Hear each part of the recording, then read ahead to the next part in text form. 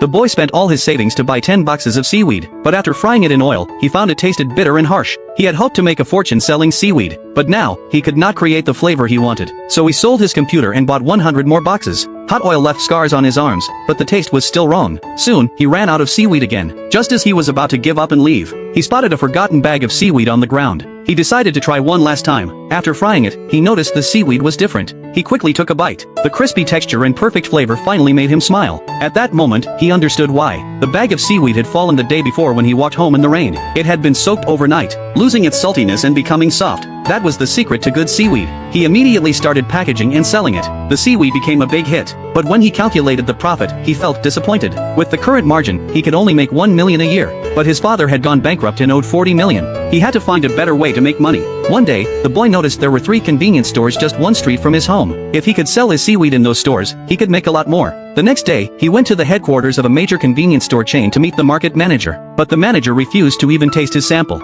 He said the packaging was too large and the price too high, so it did not meet store standards. The boy said nothing and left. He hired a design company to redesign the packaging. Then he returned to the headquarters with the new version, but the receptionist said the manager was in a meeting. The boy waited the whole day, only to realize the manager was avoiding him. Frustrated, he left, throwing the seaweed to the elevator operator on his way out. A buyer rode the elevator and noticed the new package. He grabbed a few packs out of curiosity. On the way back to his office, he opened one and started eating. The taste was so good he even licked his fingers clean. Then he shared the seaweed with co-workers and even the manager. That was how the boy got called back to the company. The manager decided to place the seaweed in 72,000 convenience stores nationwide. But there was one condition: the factory had to meet hygiene standards. This troubled the boy. He did not have a factory, so he sold his car, rented a factory on the outskirts, and quickly renovated it. He also hired workers. But during the inspection, the manager saw that the workshop lights were missing, the drainage was exposed, and workers wore no gloves. He gave the boy 3 days to fix everything. The boy accepted all the advice and worked hard to fix every problem. Finally, the inspection report came. He stood in